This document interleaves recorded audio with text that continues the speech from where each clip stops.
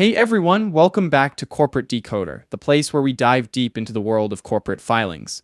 Today, we are looking at Putnam VT Diversified Income Fund, but don't let the name fool you, this isn't your grandpa's savings account. We are going to examine the inner workings of mortgage-backed securities and high-yield bonds.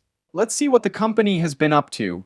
This filing gives us a glimpse into the fund's performance, its costs, what it invested in, and some big changes it underwent in the past year. It's like getting a report card, but for a bunch of investments. Let's start with costs. No one likes hidden fees, so what did it cost to invest in this fund? For Class IA shares, if you had a hypothetical $10,000 investment, your costs would have been about $82 for the year, which is about 0.80%. Now for the really important part, how did the fund actually do? Class IA shares had a total return of 6.09% for the year. They compare their performance to the ICE-BOF A U.S. Treasury Bill Index, which had a 5.29% return, so they did okay. What helped them make that return? A big part was their mortgage credit strategies, both residential and commercial mortgage-backed securities. Seems like the U.S. housing market strength helped the fund. Corporate credit strategies also added to returns. Prepayment strategies also did well. What went wrong? Term structure strategies were the main problem, as longer-term interest rates rose during the year. Here's the fun part. How did they use the financial tools called derivatives? They used futures to protect against interest rate risk, and those seemed to work.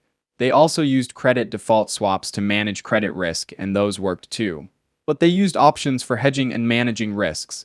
Past performance is never a guarantee of future results, but it's still good to know how a fund has done over the long haul. If you invested $10,000 in the Class IA shares back in 2014, it would have grown to $12,411 by the end of 2024. Not bad, but not amazing either. For comparison, the Bloomberg US Aggregate Index only grew to $11,432 over the same period. To put that in perspective, here are the average annual returns over different time periods. For the last year, Class IA was up 6.09%. Over the last 5 years, it's only up 0.20% per year, and over the last 10 years, 2.18% per year. The overall market did quite well. Here's a quick look at some key stats as of the end of December. The fund's total net assets were about $105.6 million. They held almost 700 different investments. The total management fees paid were about $542,000, and their portfolio turnover rate was a whopping 926%. That's high.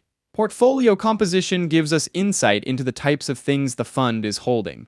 Almost 17% in government-backed mortgage securities, 16% in corporate bonds, 12% in residential mortgage-backed securities, and so on.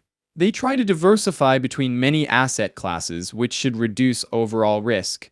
Cash and equivalents make up 30% of the portfolio. Now for some big changes. In January of 2024, Franklin Templeton acquired Putnam Investments.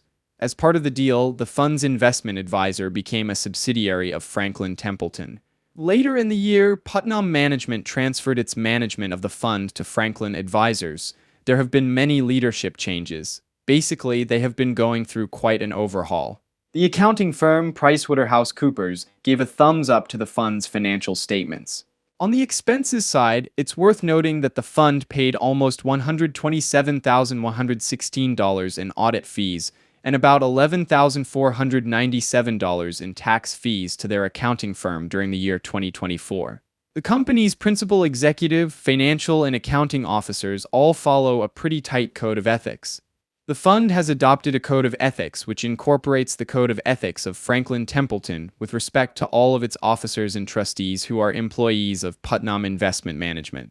As another point of note, the fund's credit default contracts had unrealized appreciation of around $299,488 and unrealized depreciation of around $37,878.